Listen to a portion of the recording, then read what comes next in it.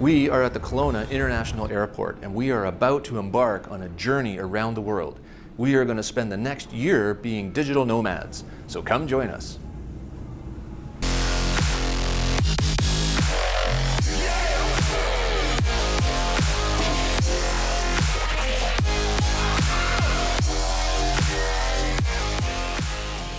So the world of work is changing, and digital nomads are leading the way. All we need is access to a suitable workplace and a stable, high-speed internet connection, and we're good to be anywhere. Digital nomads are taking advantage of opportunities created by a digital world. New technologies like Zoom allow us to meet anywhere in the world and achieve a location-independent work life and lifestyle. So take us, for example. Today we're at Angkor Wat, just outside of Siem Reap on the weekend, exploring all of the different cultural assets that the park has to offer. This is what we mean by a location-independent lifestyle. We can live and work with all of these cultural amenities and yet earn our salary back in Canada. So this is one of the big draws for digital nomads. So people often romanticize the digital nomad lifestyle. They think it's all about working with your feet hanging into the pool, taking Zoom calls, working remotely anywhere there's an internet connection. And don't get me wrong, it can really be like that sometimes. So in this video, we'll talk about our experience as being digital nomads over the past number of months traveling around the world. I'm Professor Alan Rice. Welcome to Bali, Indonesia, and this is TMD at OC.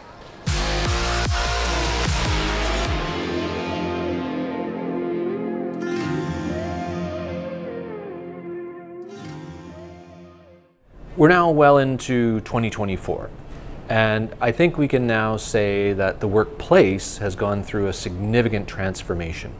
Even before the pandemic, the idea of working remotely was taking on a life of its own. The pandemic saw a major increase in the number of people that decided to pursue the digital nomad lifestyle. And now, globally, there's about 35 million people who are digital nomads. And we have a significant impact in the tourism economies of many countries. So first, what is a digital nomad? So a digital nomad is someone who travels and works remotely via the internet. Working remotely, working from home, is the new norm for a lot of different workplaces. But digital nomadism is different than that. It's a lot different than working from home. We introduce a lot of complexities into the lifestyle. You know, while there are a lot of really great things about being a digital nomad, there's some challenges as well. One, you have to get used to airports because nomadism means nomadism, right? So this was made possible by the fact that many people were working remotely via the internet in the pandemic. They were working from home because we couldn't get together. But if you can work at home, in theory, you can work anywhere. Barbados, for example, offered a free one-year visa for nomads to come and work, so long as they were working remotely and not working for companies in Barbados. So the pandemic really accelerated the phenomenon, with travel bans restricting tourism, and countries were looking for ways to attract people to come there to replace that lost tourism income. But the big question for us is it tourism? What does the phenomenon of digital nomadism mean for the tourism industry? Tourism comprises the activities of persons traveling to and staying in places outside their usual environment for not more than one consecutive year for leisure, business, and other purposes. For digital nomadism, we need to add one more thing to the definition, and that's that you don't get paid in the destination. Most of the nomads are traveling on tourism visas for something like 30 to 60 days. But those visas stipulate that you can't work in the destination. Nomads are a little different, however, because we're actually working at home while we're traveling, and we get paid by our home institutions or our home clients as opposed to, taking a job from someone where we're traveling. This means that countries get to take advantage of the economic impact of us spending in those destinations, but we don't take jobs away from local people. So one of the questions we have to ask ourselves is, what drives digital nomads to do what they do? Well, I think one of the key things is that we get to travel to places where we work and experience a climate, a culture, and tourism amenities that we can't get at home. You get to do what we're doing today. We're at world famous Angkor Wat and the Ta Prohm Temple. We get to have these global experiences in our downtime while we're not working. So we're in Bali, Indonesia. We get to travel around on our weekends and go to the beach. Things that we can't experience in Canada right now where it's -20 and snowing. So one of the key drivers of nomads going to different countries is that we get to earn our income in high-income earning countries like Canada and spend it in low cost of living countries like Cambodia or Thailand or Indonesia. And this allows us to significantly reduce our costs, or we could significantly increase our lifestyle for the same amount of money. So it's actually a really good opportunity, and they call this geographic arbitrage or geo-arbitrage. And again, it's potentially a big draw. It's not true in places like Europe versus Canada, but definitely Southeast Asia is a place where, it costs a lot less to live for the same amount of money in Canada. The digital nomad life isn't all jet-setting around and being a tourist, though. There's a serious work component. Nomads have to make money to live just like everybody else. There are several options available for where that work happens. Our approach has been to use Airbnb to rent units, typically for 1 month at a time. Another key thing to consider when you're working abroad is that not everything is as stable as you might expect at home. I'm working today with my feet in the pool because 3 of the units right under our Airbnb rental unit are being renovated. Again, our unit's quite serviceable from a digital nomad point of view. Hey Terry, power's out again? Let's head downtown and find somewhere to work. That means you've got to have some alternative options for where you're going to work. A plan B. A lot of nomads choose places like coffee shops with free Wi-Fi as places to work. We're here at Max Coffee in Kuta, Bali, and it's a great option depending on the different kinds of work you want to do. It can be a bit noisy and there can be a lot of things going on, and it's also not a great place to do seriously confidential kinds of work, but for just your typical everyday, I need access to the internet kind of work, coffee shops are a great option. Behind me is Tone Lab Cafe, which is kind of a mix between cafe, co-living space, and co-working space. And we see these types of facilities in almost every major center we travel to. So we're at a place called Go Work, which is a co-working facility in Bali, which is about a 15-minute walk from our hotel.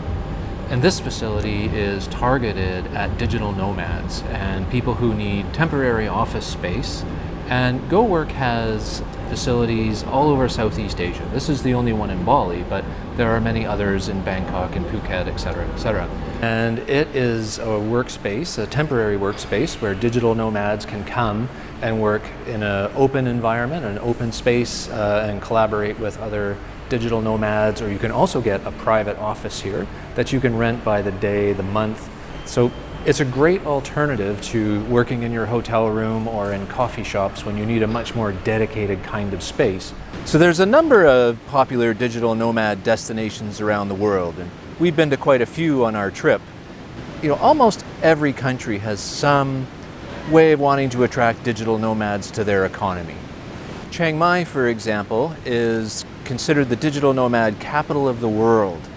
There's a neighborhood in Chiang Mai where there are a number of high-end B&Bs and coffee shops that cater specifically to digital nomads. And it's great because it's outside of the chaos of Bangkok, another digital nomad haven, but it still has a very livable cost of living for a digital nomad. We're in Bali, Indonesia, which is also a global mecca for digital nomads. Here you can combine an active sporting lifestyle, beaches, culture, and significant tourism amenities while you're living and working as a digital nomad. The overall impact that digital nomads have on a destination is complicated. It's difficult to separate out the impacts of nomads from tourism overall. But in places where there's a significant digital nomad population, the impacts can't be ignored. They can have a lot of positive and negative impacts on their destinations, from a tourism point of view as well as from a general economic point of view. Nomads can have a really positive impact because they bring foreign exchange to countries. They can help improve the infrastructure by bringing money in, but there can be some negative impacts as well. Pub Street is a really great example of the double-edged sword of economic impacts of tourism and digital nomads. First, it brings in a lot of foreign exchange. The area is very popular with expats and digital nomads looking to come for a bite to eat or have a break in a beer. The prices are relatively economical for us because we're spending our money that we earned in high-income countries here in Cambodia, but it's too expensive for local Cambodians to come and dine here. The prices are far outside of what a normal person from Cambodia can afford. So that sort of causes problems in terms of local people resenting tourists because while we bring in money for infrastructure and roads and all that kind of stuff, it puts a lot of this kind of thing out of reach of the local population. And destinations have to consider this in their policy making around digital nomad visas and policies around Airbnbs. For example, Airbnbs are often owned by people who live outside of the country, and that takes money out of the country. That's an economic phenomenon called leakage. But Airbnbs can also contribute to housing shortages in areas like Bali, where housing for locals and those that serve the tourism economy are at a premium. So another area of significant impacts or environmental impacts, we're on Kuta Beach, which was at one time a mecca for digital nomads and backpackers and people wanting to come and enjoy the Balinese lifestyle. But this beach has suffered from the environmental impacts of over-tourism. And as you can see, it's a very busy beach, but the backpackers and the digital nomads have moved further up the coast to Canggu, where it's less touristy, less crowded, and hopefully there's less evidence of tourism impacts on the beaches. One thing that a lot of digital nomad destinations have in common is that they're fairly remote. Chiang Mai, for example, is an hour-and-a-half flight from Bangkok or an 11-hour train ride. Most people would choose to fly, I think. We're here in Bali, and behind me is Igusto Ngurah Rai Airport, or Bali's International Airport, and it's the second busiest airport in all of Indonesia, and it serves over 20 million passenger movements a year. It being such a hot place for digital nomads to come and work, we're all using that airport to get in and out of Bali. The challenge with all of that is that it's pretty well known that air traffic or air transportation is one of the most polluting forms of transportation. So traveling around to remote destinations in the world to satisfy our digital nomad desires means that we are contributing significantly to the air pollution problem by using air transport.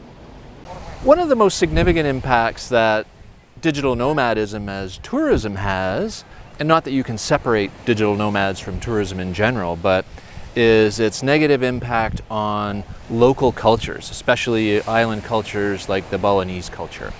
Positive cultural impacts in a place like Siem Reap in Cambodia are that tourism coming here provides education and understanding about different cultures. Negative impacts can be the impacts that over-tourism can have on cultural destinations. We're here at Ta Prohm. This temple is famous for having been the scene or site for the 2001 Angelina Jolie Tomb Raider film. And the Cambodian governments used that film to market Cambodia and Siem Reap as a major tourism destination. And it's been one of the big drivers over the years. This temple is actually referred to by local people as the Tomb Raider Temple because of the massive impact it's had in promoting tourism in the region. But the amount of tourism it's generated has some probable bad impacts because of the degradation of the site, garbage, all of that kind of stuff. And this is one of the most culturally significant places in all of Cambodia, and to turn it into a massive tourist attraction maybe isn't the best of all things. Some of the things that happen are, for example, tourists behave badly in front of or with some of the Hindu statues. You're not supposed to climb on them You have people, doing crazy things like taking naked photos of themselves in front of the statues, which is a significant affront to the local culture. So the impacts of digital nomads is complex. I'm not saying that all digital nomads disrespect local culture and litter on the beach and things, but we're definitely part of that broader tourism impact. We are back in Kelowna after spending almost 8 months on the road being digital nomads. We're well into post-production on the 4 films we said we would create as part of our project, and we've had a chance to talk and meet with some of our friends and colleagues, and they've of course had lots of questions about what we did and where we went. So I thought the best way to present that for this film would be to do kind of a chronology of our trip, our experience as digital nomads by the numbers.